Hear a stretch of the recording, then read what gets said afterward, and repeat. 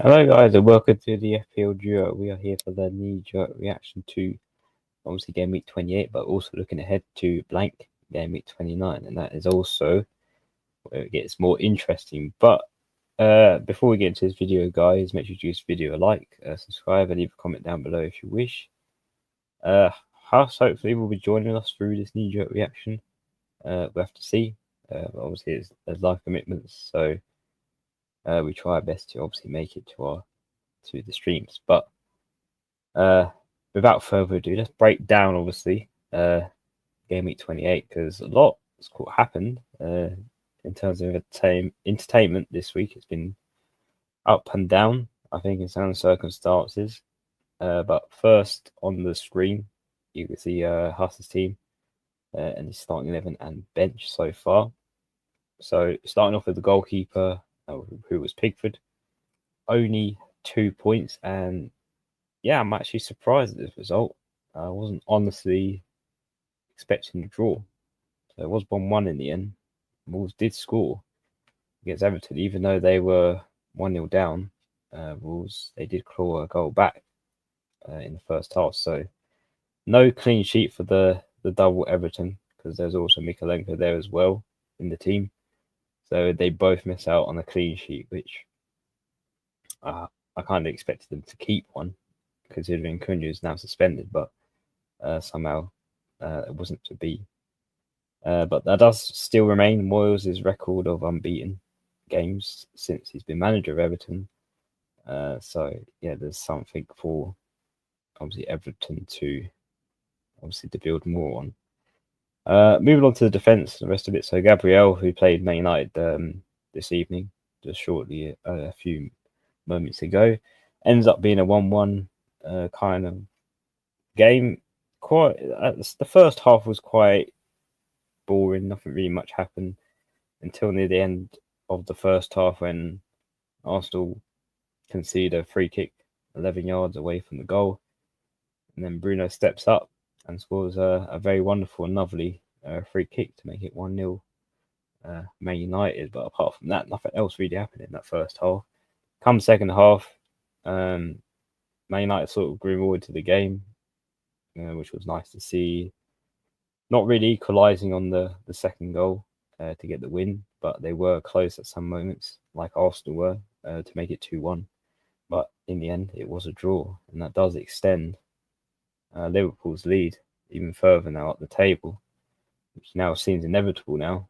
Liverpool will eventually win the Premier League title, it seems, because without the likes of, like I mentioned, Havertz, Saka, these attacking threats for Arsenal, there's no clinical finishing in terms of strikers or even midfielders. Even though Rice scored a nice goal during that game, there's just not enough input in terms of accuracy, and yeah, it's just flat from Arsenal in the final third, and obviously that did lead to the draw.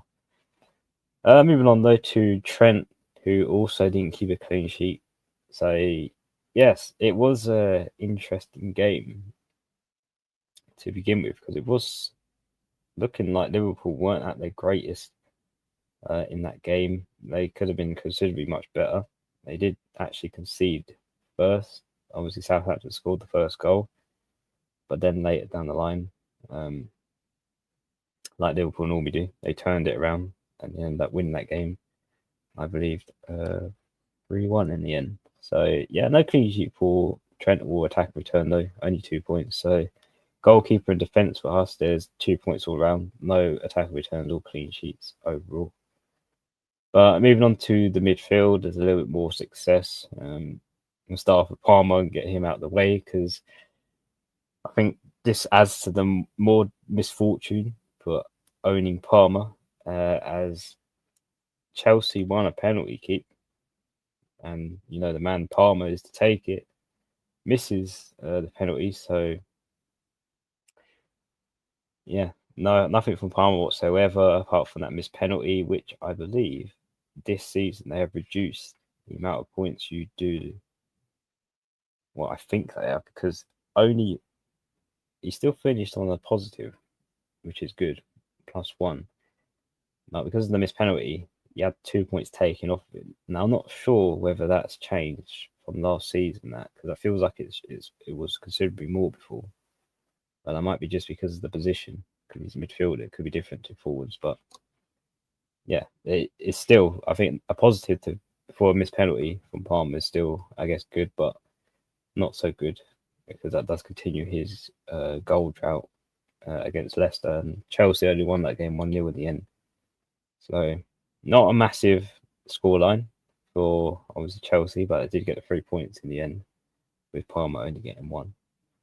But beside him, completely different comparison to Salah, who scores 2 goals in his game against Southampton. So King Salah does it again. Scores the 2, get the bonus 3, of course, which, as he is captain, that is 30 points. So majority of obviously the points that I've got were from Salah. Yeah, the rest of the team around him didn't do as well, but Salah again performs outstandingly well, breaking every single FPL record to date. Now it seems he's on a trajectory to literally be the best of the best and smashing every record that there is existence. So yeah, it's nice to obviously go. It's hard to go against Salah now. I've said this every game week. Going against Salah is just, it doesn't end well. And I imagine for a lot of people that captured Palmer completely have lost out on a lot of points and rank game just from that. So yeah, it will be interesting to see what people's mindset is after Salah returning again, which it didn't seem like he was going to. And honestly, I thought he was going to be taken off early in that game. But I think because of Southampton scoring first and then obviously Darwin equalising it at 1-1, sort of gave that insight of obviously Salah needs to play a bit more minutes on the pitch, which he did play 90 minutes in the end, which to delight, he scored, I believe, from both penalties. So yeah, huge relief from that. Cliver, this game was entertaining against Spurs because it was literally end to end. But it was 2-0 up, Bournemouth were. And then somehow they threw it away. They conceded 2 goals, but then Spurs scored 2 back at them. So their game ended 2-2 in the end. Cliver did score, but it was ruled out offside. He actually had a pretty good game. He hit the post as well. A bit unfortunate there was in regards to his points. He only got 5 for the assist. Could have considerably have many more points if fortune was more in his favour. But yeah, Bournemouth were great in that game. Spurs not so great, but they did claw it back 2-2. Bournemouth sort of fell out near the end of the second half, which then led obviously Spurs are getting that draw. Moving on to the last midfielder, obviously that's Rodgers on 3 points. Now I thought he did score actually, but it might have been not counted. I didn't watch the game, but I did see Rodgers score. Maybe it was offside, but yeah, only 3 points from him. And again, Aston Villa in the end winning 1-0 against Brentford. Wasn't really expecting that 1-0 win. I thought Brentford would actually score in that game, but it's been a while, I think, since Aston Villa had actually a win. So I think it was good for them to get it away from home. And then finally, on to the 3 forwards, Charles Watkins, Wood, and Isaac. So Watkins had a good game, scoring the goal, the only goal for Aston Villa, getting the 9 points and the bonus on top of that. So yeah, that's paying off as a differential because not many people have Watkins in their team. Chris Wood, on the other hand, even though not in the Forest, this was a huge win. And I kind of half expected this to happen. Because not in the Forest played really well against Man City at the weekend. Quite impressed. I honestly don't think they will drop off. They do have wobbles here and there near the end of this season, but I feel like that's a huge win in comparison to the table. They remain, I think, 4 points above Man City now. So they have got a lead over them because it could have been the other way around. Man City could have leapfrogged over Nottingham Forest in and went third, but Nottingham Forest held their own, and Hudson Odoi scored a lovely goal. Maybe it's a bit more error to Edison's part for obviously not covering the side netting, but yeah, lovely goal whatsoever, and huge win for Nottingham Forest at the weekend. Finally, Isaac, he plays tomorrow against West Ham, so we won't see what happens until then in the Monday night football fixture in the evening, which leaves obviously the bench, and not really any points on the bench to talk about. Fabianski also plays obviously against Isaac tomorrow, but Pickford played anyway, so he won't be coming on for him. Lewis gets 1 point. Dango, who was benched, Evan Nielsen did play in that game, did start, so I suppose that does leave a lot of people maybe not surprised, because I did mention Evan Nielsen being back. Does mean Dango could have minutes risk. Robertson's got 0 in that 2-2 draw against Brighton. So yeah, overall, it's a very small red arrow, if I'm honest, for us at the moment, because I think it's about 3k red arrow. He was on 477k and only dropped down to 480k. Now, if Isaac does do well tomorrow, that possibly could turn into a green arrow. We'll have to see. But that is 58 points so far for him, with a small red to add to it. But one player left to play, which is Isaac, along with Fabianski, but he's on the bench. Moving on to my team. So starting off with the goalkeeper again, Pickford. We spoke about him, clean sheet wiped, and the draw for Everton. In terms of defence, Mikalenko, obviously no clean sheet for him. Moving on to Munoz, who did get the clean sheet against Ipswich. And yeah, lovely game, I think, for Crystal Palace, and expected clean sheet for him. And again, that's more points for Munoz this week. He's had a very good 3 game weeks, with either getting a clean sheet or getting a goal or an assist. So I think in total, it's about 23 points Munoz has had in the last 3 game weeks. So it was definitely worth bringing in for that fixture before the blank in 29. Trent, that we've spoken about, obviously 2 points from him, no return or clean sheet. Moving on to the midfield, we spoke about Palmer and his missed penalty, only leading him with 1 point. In Burmo was the other unfortunate thing happened in my midfield, obviously, because Brentford didn't score. It did end 1-0 in the end. So, yeah, no returns for Mbama this week.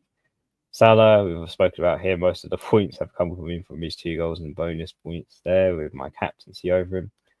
And Kluivert with his assist from his game too. Up front, got Wood, who blanked against Man City. Only Hudson-Odoi was the goal scorer. Wissa, again, nothing to speak about with him because Brentford didn't score, only with 2 points. And Isaac plays tomorrow, as we've spoken about against West Ham away. On the bench, there is a couple of points from Milenkovic, obviously keeping a clean sheet against Man City, which I didn't think was going to happen because I originally had Milenkovic in my starting 11, but I swapped him out for Mikalenko from obviously seeing Cunha being suspended for the foreseeable. I thought Wolves maybe wouldn't have scored against Everton, which did backfire because they did in the end. So I should have played Milenkovic for the 6 points. And obviously Rogers with the 3 didn't really matter. There was only 2-point miss from obviously Palmer. So yeah, in the end, it was not such a good week. Currently a red arrow with 54 points, but there is still a lot to play for because I still have Isaac in the team. But apart from that, it's a small red. I've dropped down to 2 million with 54 points. But hopefully, if Isaac can perform tomorrow against West Ham away, then maybe that can turn into a small green. But at the moment, currently in the red zone. But yeah, that's a summary for obviously Game Week 28 so far. Let's get a few of your comments, guys, in the chat, and then we'll move on to what Blank Game Week 29 does look like. So starting off, we've got Jack. He says, I captained Haaland, but it was lucky. Only a small red arrow. Still got Bowen to play. That is surprising, the small red arrow, considering Salah scored 30. I suppose that a captaincy was sort of split between Palmer and Salah from the fixtures, but yeah, still Bowen to play. He can easily turn it up against Newcastle tomorrow. So hopefully your red arrow becomes a small green arrow like me. Harry, would you still consider bringing Haaland in? I mean, if Man City do double, and that's a big if, then maybe. I mean, I wasn't impressed with Haaland. He's still Casper the Ghost, not really seen on the pitch, and nothing's really changed in my opinion on Haaland. I still think he's too much money if he isn't scoring 2 goals a game.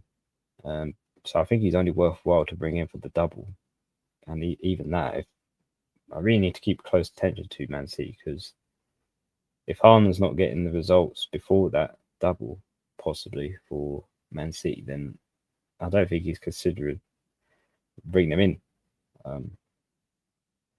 I might be more tempted at Marmoush, and even he's a minute's risk, but I think he's looked more promising than Haaland has. I think he, in terms of touches, Haaland never gets any of the ball, and that's a big concern. If he's not getting the ball, then he's most likely not going to score. Yeah, we were lucky that Southampton actually put up a fight. Yeah, absolutely. I mean, teams in the relegation area do still fight. There's a lot to play for in relegation, and Southampton will do all they can to stop the big teams and cause a bit of drama.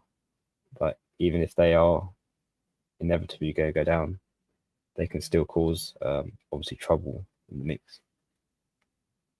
Michael, Evan Nielsen or João Pedro for the next 2 game weeks?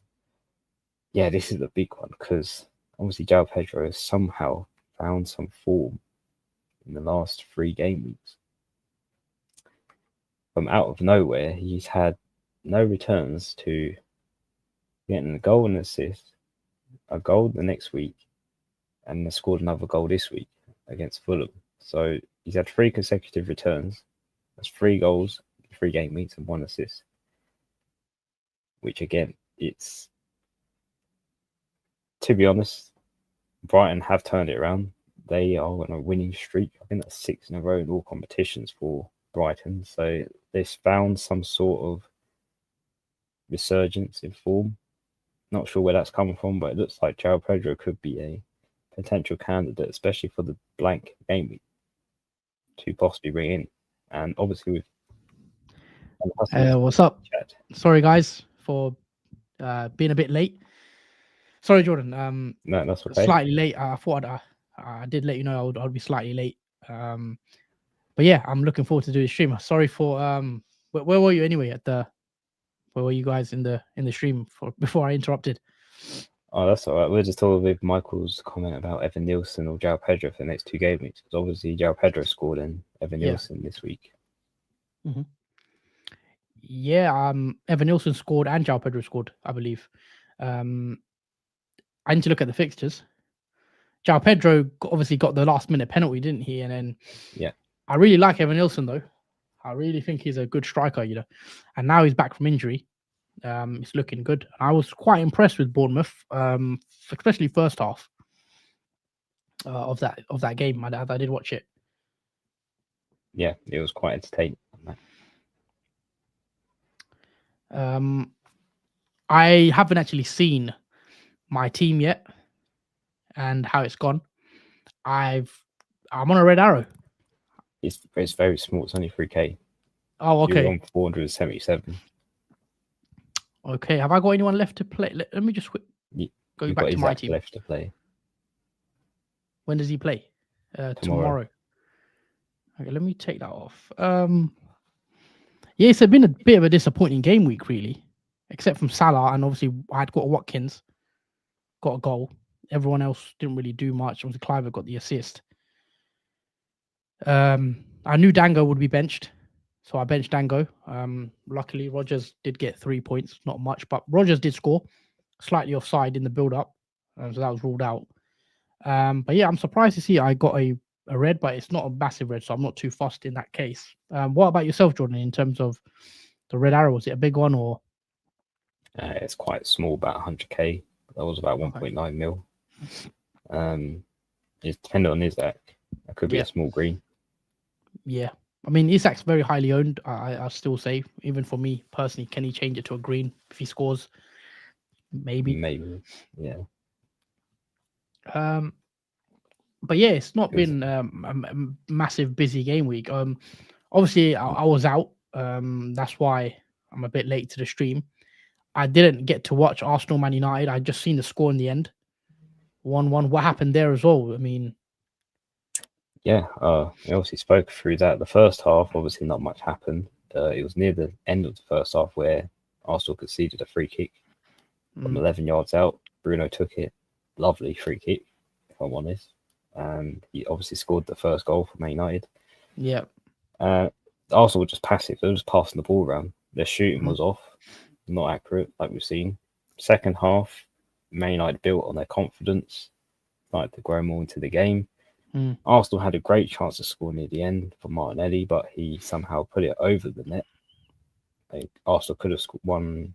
They could have won 2-1 in the end, Arsenal. But yeah, how was when they scored their goal? Was it against the run of play or when Rice scored? Were they building and was that goal coming, or was it against the run of play with Man United? Well, Man United a better team in the second half. Yes and no. There was parts where Man United were the better team in the second half, but then every now and then Arsenal did have a moment where they could have scored too. Oh, fair enough. I'll probably have to catch up on that game after. Anyway, I'll let you take a few more comments. Obviously, I do want to discuss game week 29 slightly. It's a blank game week, so we can maybe make a quick free hit draft for people that want a free hit as well. Yeah. So Roman, hello. Would you free hit if you had a team of Pickford, Guardiola, Kirkes, Milenkovic with a midfielder, Bowen, Palmer, in Burma, and Cliver, and one attacker in Wood, which gives me 9 players before a free hit? Probably not. Just early thoughts. I'll try to get away with a free hit if you can personally. Yeah, what would you do? You got 9 players before a free hit, so you only need really to make 2 transfers to get 11. So you might as well save the free hit for preferably a double game week, because that's what I'm doing. If you can get away with a free hit this week on the blank, then it might be worthwhile to change a team in one of the doubles in the future instead. I think there's more upside to that. But I think you can get away with it this week if you haven't got many players that are suspended and injured, which by the looks of it you don't. So you can ride that out, Roman. Any more of your questions? This one's funny. Joseph, João Pedro lets you down when you rely on him, and then when it comes up trumps, when you don't expect anything from him, I'm keeping the lad. Yeah, João Pedro has been that kind of person through the season. He has been up and down in terms of his form. Literally, because before his injury, he was good. When he came back from injury, he had a dip of no goals, no assists. And now suddenly, he's had 3 goals in the last 3 game weeks with 1 assist. So he's a player that you can't really predict what he's going to do next game week. But to be fair, Brighton have won 6 games in all competitions. And I feel like that's not a coincidence that obviously João Pedro is also on a good run of form. So, yeah, we might look at considering bringing João Pedro in for blank Gameweek 29, which I never thought I'd say, just from how João Pedro has been when we've owned him and not owned him. Yeah, João Pedro has been a very strange asset because when we've owned him, he's not really done anything. We owned him for weeks. And then when you take him out, he sort of scores. He's been a bit of a troll, really. Yeah, absolutely. Complete polar opposite. I'll let you take the next comment. So, Jack, will Isaac start tomorrow? Well, Eddie Howe did confirm in the press conference that Isaac is fine. So, assuming that he is still fine, he should start tomorrow in the Monday night fixture against West Ham. And I think that's why we possibly could get a green arrow from that, because Isaac was heavily transferred out before we heard that he was going to be fine for the match tomorrow. So that possibly could be good in favour for us that still have Isaac. in the team who didn't transfer him out early. And hello, Dan. I do apologise, Dan, because I did say you played the double Everton defence, which didn't work out, and Kirkes did get an assist. So I do apologise on that advice on the deadline stream for going double Everton. Yeah, I was annoyed about that, because it looked like at one point, are Everton going to get a clean sheet? And then obviously they go and concede. I would have loved an Everton clean sheet, as I had 2 Everton defenders, with Pickford as well, sorry. But yeah, Kirkes, what assist. I don't know if you saw it. What a cross for the goal. It was great play from Bournemouth in that, because they had another nice goal from I think it was from Evan Nielsen, but it was offside. Great attacking run from obviously Spurs then all the way to Bournemouth then. It was a great build up, but unfortunately it was ruled off offside. Yep. What else was left in terms of comments? I can't see as many. If you want to bring up the comments, Jordan. So, Jack, what are your thoughts on Menetzi for the next 2 game weeks?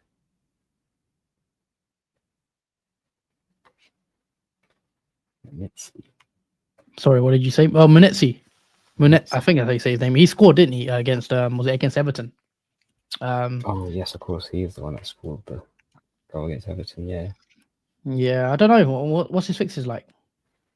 Well, he's got Southampton, West Ham, and Ipswich. I mean, Wolves have the nicest fixtures in the next 3. Yes. Because obviously that blank in 29, because we would have had Cunha. But could he be the replacement for Cunha? That's the comment about him going off injured. Joseph, didn't he go off injured? I'm not sure. I didn't watch the game. Yeah, I didn't watch the game either. I just saw on the feed that he obviously scored in the game, and obviously smile went. Did he play the full 90? No, he only played half time. Oh, fair enough. So yeah, I wouldn't go there then. Yeah, we'll have to see how serious that injury is for Menetzi.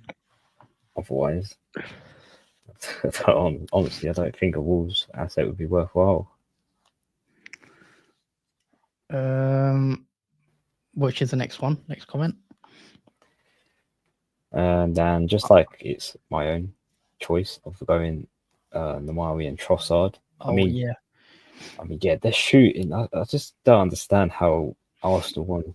Was it 6 or 7-1 in the other match? And then when it comes to Premier League, their ability to shoot just goes out the window. It's very intriguing at the same time as question marks over it. But there's no surprise without Havertz and Saka involvement in the team. There's just not that clinical finishing for Arsenal. And Trossard had many attempts to score, but his shots were off target and not clinical. Rice had a very nice shot though. But apart from that, there's no one really that looked like they were scoring for Arsenal. And Roman, I've got 5 players who blank, and to get a full 11, I would have to remove Mateta, Salah, Trent, Munoz, or Isaac. So do I stick with the 9 or take one of those 2 players out, even though game week 30 looks good? Which one is this? I've got 5 players who blank. To get 11, to get full 11, I have to remove. I don't mind removing Trent and Mateta. I wouldn't mind getting rid of Mateta and Trent personally. I mean, it depends on your strategy, but I would try to avoid. I think for now, if you can get away using your transfers, I think that's probably the better bet. And then saving your free hit for maybe game week 34 when there's another double game week, etc. But let's be honest, there's not many Cunha, etc. They're not going to play. So a lot of the players we wanted for game week 29 aren't even available. Even the likes of Gordon, etc. Obviously, he's going to blank anyway. So yeah, you're better off just.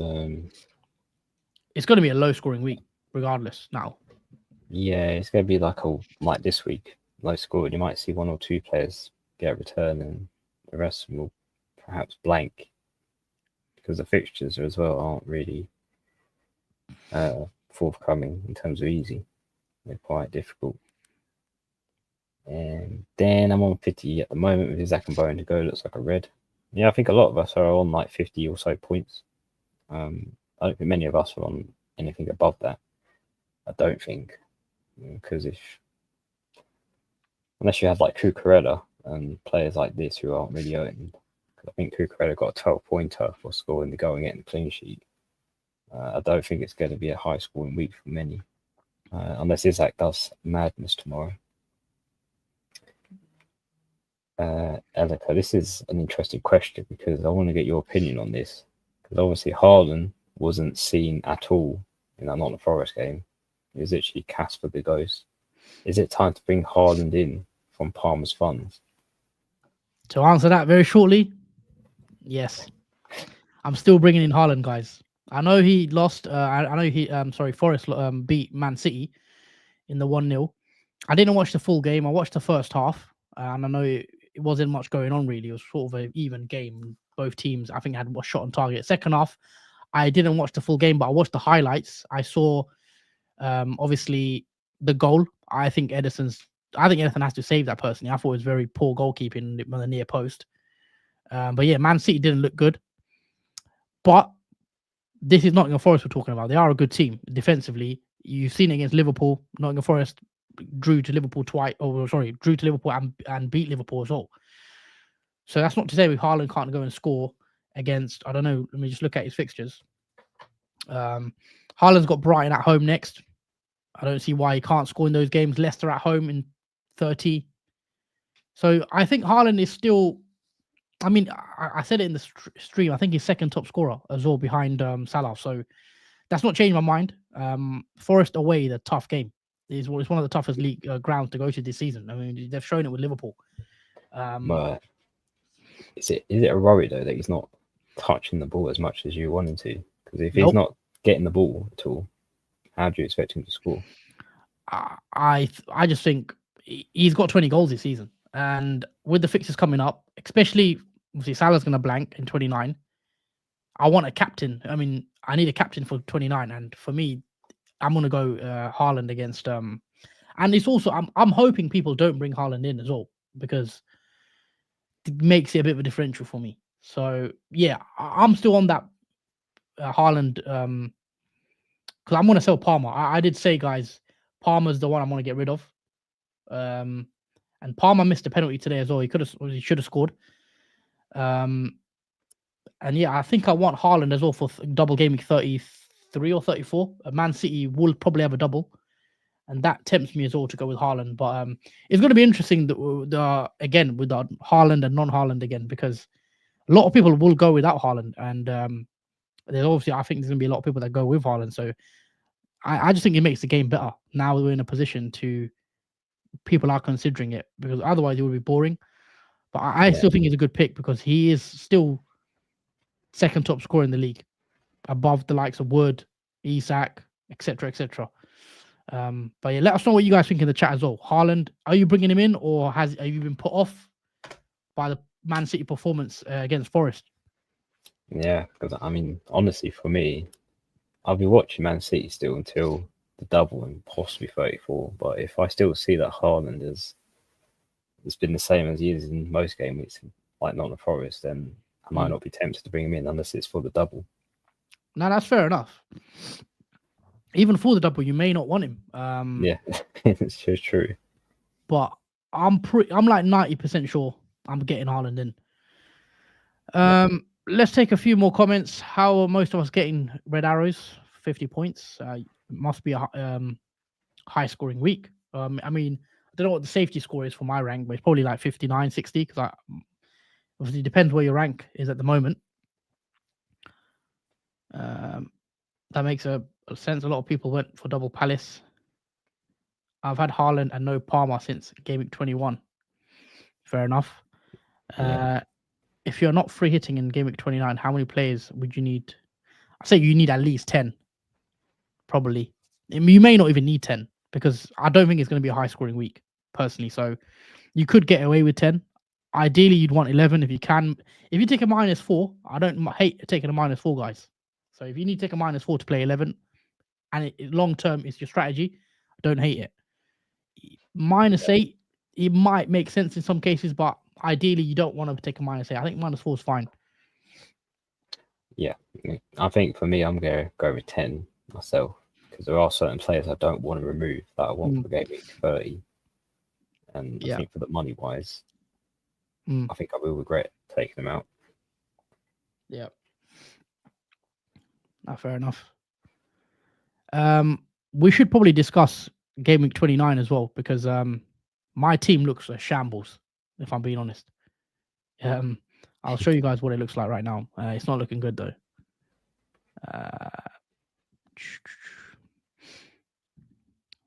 Yeah, this is what my team looks like, guys. Let me zoom out a bit. There you go. There you go. That's my team.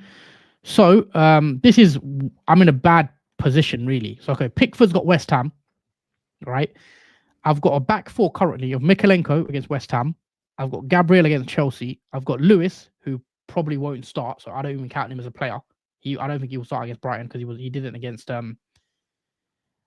Forest. And Robinson against Tottenham at home, which I think is a decent fixture for him. I've got Cliver, who's got Brentford at home, which is fine. I've got Dango, who, as we saw today, was benched, came on for the last 20 minutes or so. He's not going to start, I'm pretty confident. So he will need to be taken out of the team because I can't see him starting now. What's his name? The striker, Evan Nilsson's back.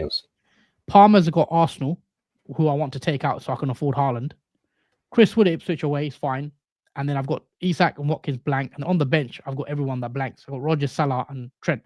So realistically, I've got 1, 2, 3, 4, 5, 6, 7 players that are guaranteed to start because Dango and Lewis don't really count. Because if I can guarantee Dango and Lewis would start, I would have 9 playing players, which would be brilliant. If I'm being honest, and I could have just done 2 transfers and took out Watkins, etc. But now, what would you do in my position, Jordan? Because the likelihood of Lewis and Dango starting isn't high, so I'll probably have to do something there. Well, yeah, without Lewis and Dango possibly not starting, that only leaves you with 6 starting players, which apart from the goalkeeper, that makes 7. Probably. It's sort of like, it depends if you want these players for game week 30. I think that's what it depends on, because unless you don't, then I probably would use transfers to remove them and possibly take a hit rather than use the free hit. Because if you don't want like Dango and Lewis for 30, then there's no point using a free hit. I think you might as well use your transfers while you got them saved up, and then possibly using a hit if you need to. Let's see, because I'm in a bit of a trouble as well. I think I've got 3 free transfers, as you guys know, but I don't even think those 3 is enough. Because so I want to take Palmer out, and I want to take Watkins out. Those 2 definitely going out. I want to bring in Haaland, as you guys know. Right. I also want to take out Trent, and I want to bring in another Man City player, which is Vardiol. And who do I bring in for Palmer for 7.8 million? Semenyo. I'd go triple Bournemouth mid. I think it'll be an overkill, I think. Unless just expecting Bournemouth to score like 6 or 7 against them. And Burmo. His fixtures do change, though. Yeah, I can't even afford him as well. And there's that too. Let's say, what were you going to say? What about João Gomez? Is he a midfielder for Wolves? Could possibly go for him. Neves, right? I think it's like Gomez. Hold on, I wouldn't go there anyway. I don't think. You know what? Let's say I'm a bit mad and I go for Semenyo, right? We've got Brentford at home. What would I be actually playing? Because I'll be playing a back 4. I can play 4-3-2, but I need another player. And I don't want to sell Isak, really. I don't really want to sell Salah. I could be tempted to sell Rodgers, but who can I realistically get with 7.3 as well? So, and that's a -4. So, can I get a Bowen? I can't even get a Bowen. No, Bowen's more expensive. You're in a bit of a pickle. Yeah, that's what I was saying. Unless I sell Salah as well, which I don't want to do.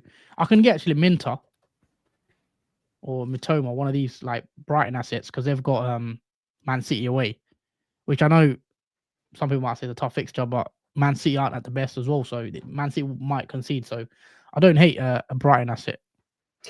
What about or even a Man United asset? What a Man United asset? Other than Bruno, I wouldn't go anywhere elsewhere. Leicester away, Jordan.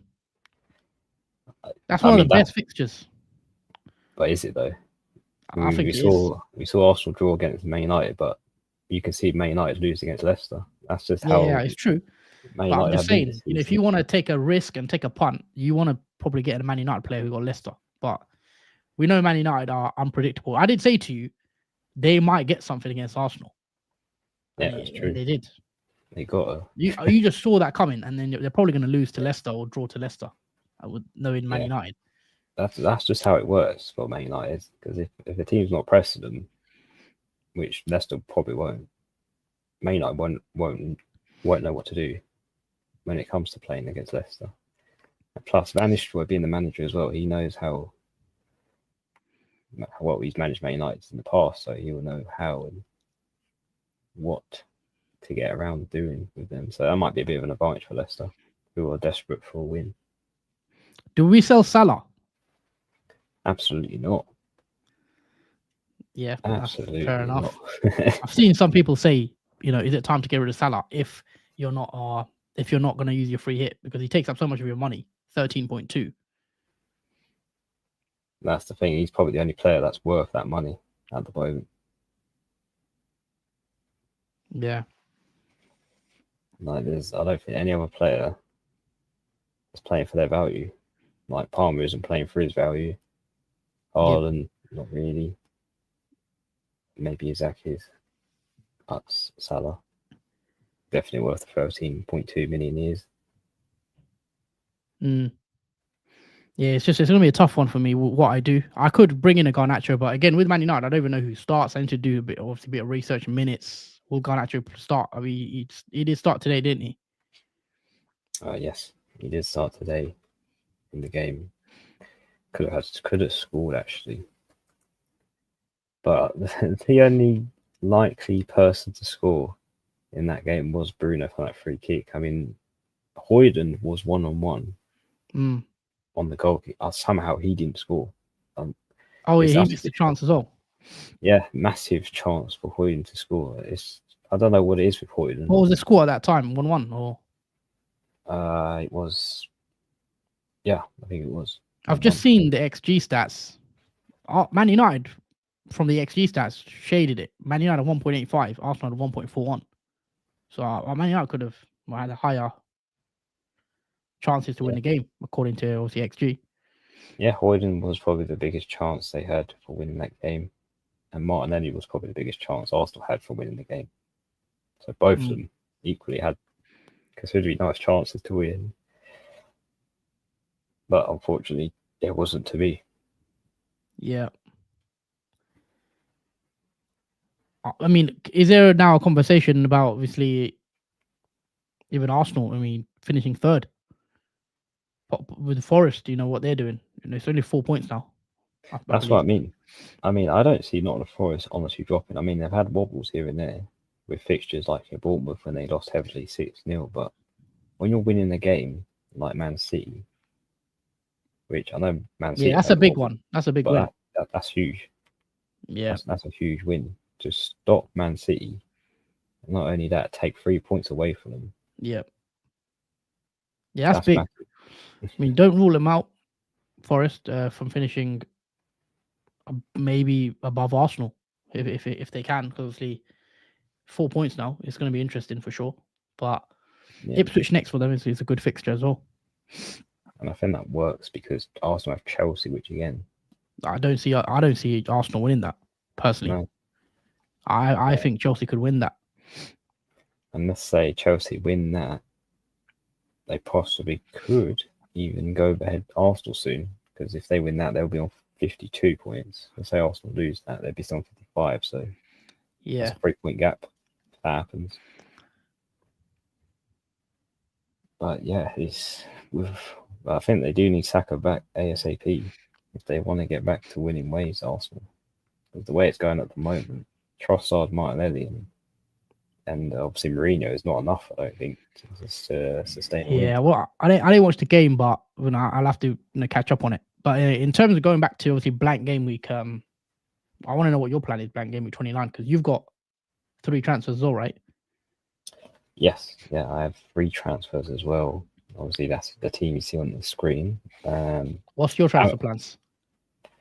So let me just configure, obviously, the team because I haven't looked at it or changed it. So you get a better picture of what I have. My team looks bad, man.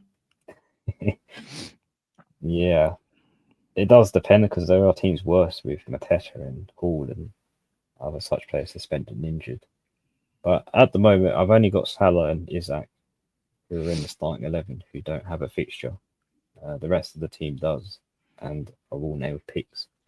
Whilst Rodgers and Trent, also are on the bench with the rest of the combined blank. So if I go to transfer window, I can sort of show you what my plans are, because I might go with a starting 10. What's 10? Yeah. I think I do. I really don't want to do that. So I don't want to do 10.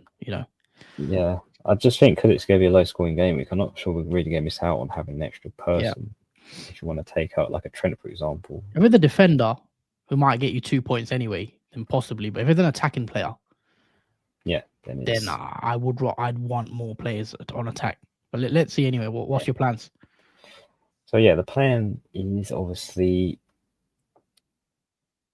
Are you taking out Salah or Palmer, one of the big hitters, like to raise money, or? No, I'm keeping both of them in. I mean, even though Palmer missed the penalty today, I think it's still important that Chelsea are still in the top 4 race, or top 5 race, because the big win against Leicester today. So Palmer is still an important option to keep. Yep. I'm most likely looking towards going to take out Wissa, I think, because he's got a fixture. You want to take out a player that's got a fixture, kind of thing. I don't know. It's up to you. Yes, because I'm in luxury of having 3 transfers. I don't want double Bournemouth anyway, even though it's a blank game. Oh, so you double Brentford, you mean? Yeah, double Brentford. Yeah. Sorry, not Bournemouth. Fair. So, yeah, I'm going to use one free transfer to take out Wissa, and this one's going to depend on, because I'm drawn between Evan Nilsson or João Pedro. João Pedro, that's a shocker. That is a shocker. I didn't expect you to be bringing him in. But who's he got? João Pedro, he has Man City away. Now, he hasn't got the greatest fixture, but Evan Nilsson has Brentford at home. Could be more tempting. Have you thought Beto at Everton? Beto has West Ham at home. Yeah, he's another candidate that I could bring in. But I do like Evan Nilsson. He looked pretty good today as well. Cheap, 5.6. Yeah, Brentford at home. He looks good as well, to be fair. Yeah, I was really impressed with him today in the game. Not a 90-minute player yet. I think he'll still play like he did today, 60 minutes or so, due to his injury. But I still think he's worth bringing in for the Brentford game. And that's partly why I want to get rid of Wissa, because it saves me a bit more money. Because that's 2.6 in the bank, which I do want to take Rodgers out, as he does blank, obviously. That leaves me with 8.1 in the bank, which then allows me to afford Bowen. He's got obviously Everton away, so does clash with Mikalenko and Pickford, but I do like Bowen as a differential option. So that is Bowen. Bowen's interesting. Yeah, Bowen is the only one that appeals to me. I think I will be watching tomorrow's game against Newcastle to see what he does, including. But I don't see anyone else I'd really consider going for. So as that leaves me with 10 starting players. Trent will be the blank player only in the starting 11, whilst I got Salah and Isaac on the bench. So you're going to be playing 3-4-2. So you can have one short. Okay. Yeah, that is the plan at the moment. It might change near the time, but that's the current plan for navigating that blank game at 29. Okay. Yeah, I'm not sure what I'm going to do yet as well, because I could sell anyone. I could sell Palmer. Dare I say it, Salah, which is unlikely. I could even free hit if I feel like I probably won't free hit, but there's small chance I could. But yeah, I'm not happy with the way my team's looking, if I'm being honest. The way to navigate, you saw my squad. Look at what it looks like at the moment. Hold on, let me just. Yeah, I could potentially have to bring in triple Bournemouth, but what I can do as well to save myself taking a -4 potentially, I could just avoid Haaland and make it a bit easier for me. But I really do want Haaland, not just for this blank, for 30. Because Haaland has Leicester in 30, and I really want him for Leicester at home, because I think he can get something in this one. So it's about next week as well for me. And I'll probably wildcard in 31. So just for the next 2 fixtures, is Haaland worth it when he's got Leicester at home? That's the one I'm looking at. Because if I avoid Haaland, I could probably get away with fewer hits. So let's say I'll do Watkins out. Let's say I completely avoid Haaland and I bring in let's say I do bring in a Beto. Sorry. Just for argument's sake, let's say I bring him in even though he's cheap forward. And then I can also do Lewis out. I couldn't bring in a Man City player. I could do Vardio. Right. That gives me 4 playing midfielders. I will need to probably do Rodgers out. I can go to someone like a Bowen. I could go to a Bowen if I want to. Even a Bruno. I could go to a Bruno Fernandes. Probably would rather go to a Bruno Fernandes at this rate. I mean, he's the only player, honestly, I would consider for Man United. I can go Bruno against Leicester, but then in 30, I don't think it's a tougher game, isn't it? Forest away is a tough one. Yeah. But 1 week on with Leicester away for Bruno. That gives me 4-4-2. And if I take a -4, but Dango is not really going to start. So I can take a -4 for Dango for someone else. But yeah, I don't know, because I really want Haaland personally, but I'll have to weigh it up. Because that does give you a captain option if you do decide to bring in Bruno. Because I imagine that's who you would pick for the even Chris Wood against Ipswich is decent. Decent shout, Chris Wood. But yeah, that's where I'm at the moment. I'm still going to have to take a -4 to get 11 playing players. Or I can do 10 playing players and Dango off the bench for like a 2-pointer and hope he nicks something. Yeah.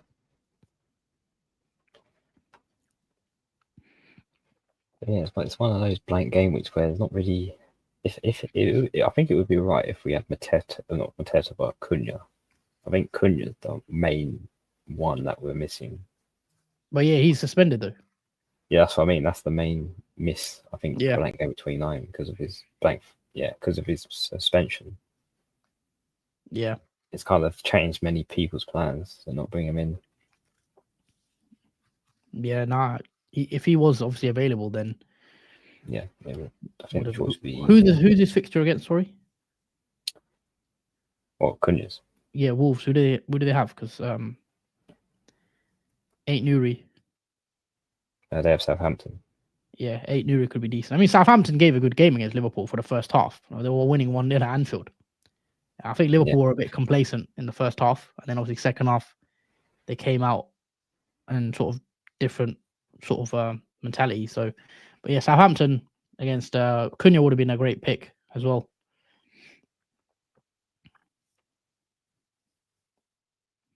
Yeah, maybe, I don't know, Strand Larsen. I don't know if he'd be the second best pick. Not sure, but if people all go on the punt and take Strand Larsen. because he hasn't scored since game week 19. So that's Yeah. like 9 weeks without a goal. But I don't think he's been playing much though. No, he missed Aston Villa Liverpool game, and he's been playing a few minutes here and there, but nothing significant. Even 73 minutes against Everton. So he did start the match, but he came off late half.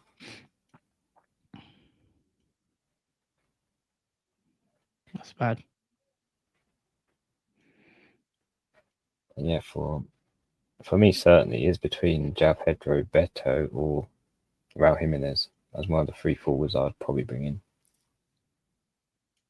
I think, in my opinion, they're the best 3 for the blank. Yeah. Fair enough. Well, it's going to be interesting to see what we do. When is the deadline now? It's Saturday, isn't it? It's the next Saturday. It's a 1:30 deadline. So it's a lunchtime sort of deadline. So should be nice. Looking forward to it. Obviously, blank game week. It's also a Carabao Cup final weekend, which should be nice. Hopefully, Liverpool can get the job done. But yeah, I'm looking forward to next week. And yeah, man, I think we'll probably wrap it up here. Unless there's anything else you want to discuss? I think that's pretty much everything that we can pretty much talk about until obviously the pod midweek, where we will obviously show more about free hit drafts and players to bring in, navigating issues in the team, and a lot more. Yep. But yeah, thank you guys for watching. Hit that like button. Make sure you subscribe to our channel. If you enjoyed it, always likes are appreciated, and we will hopefully see you again on the midweek for the pod. And yeah, it's going to be a good one because blank game week always causes, mayhem. Yeah. So yeah, take care, guys. Enjoy the rest of your obviously weekend, what's left of it, and we'll see you midweek. And good luck for tomorrow if you still have players left for the fixture for 28. And yeah, catch you very soon.